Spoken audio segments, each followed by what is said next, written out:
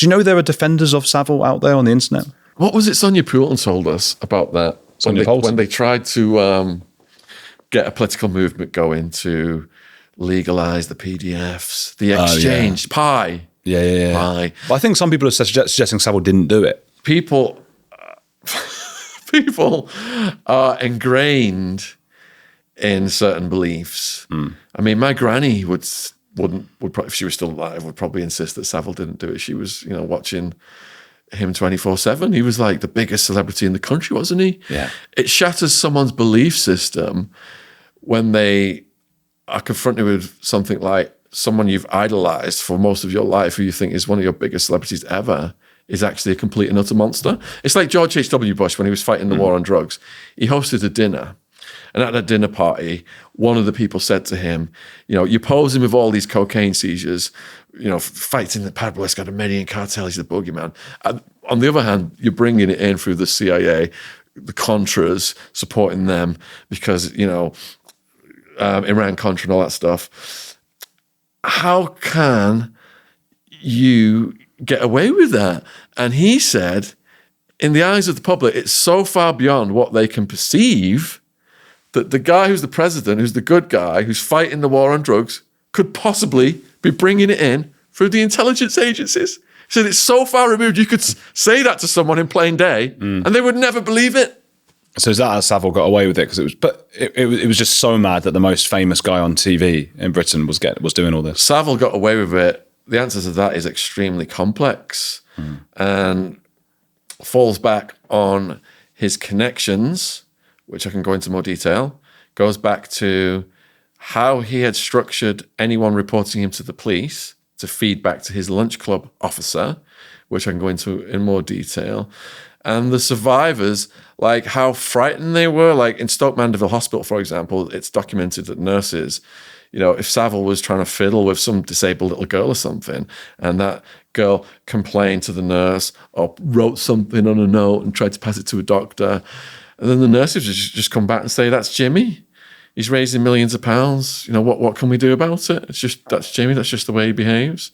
So there was like a Benny Hill culture back then whereby when I was a kid, I'm watching Benny Hill and it's showing dirty old men chase beautiful young women in suspenders and stockings down streets and through countryside and pinch their bums to music. It's going.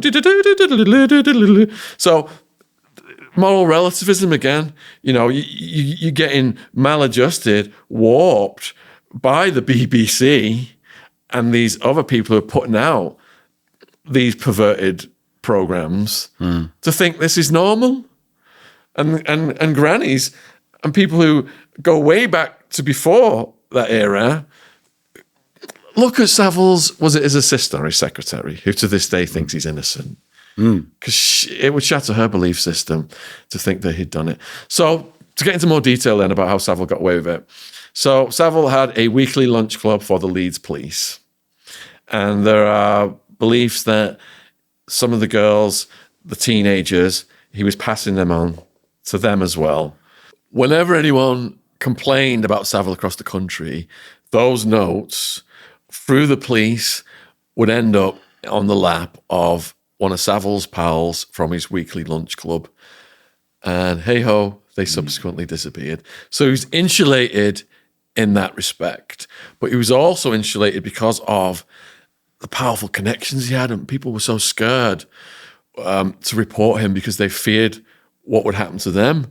He was always very vocal about lawfare as well. So, for example, when the Surrey police did finally interview him, if you ever listen to that recording or read the transcript of it, he kind of takes complete control of the interview. He's very pally with them, and they're like looking up to him.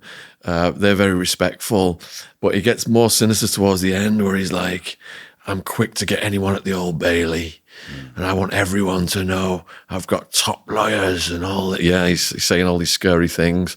So people were terrified to go up against the establishment he was connected with and the resources.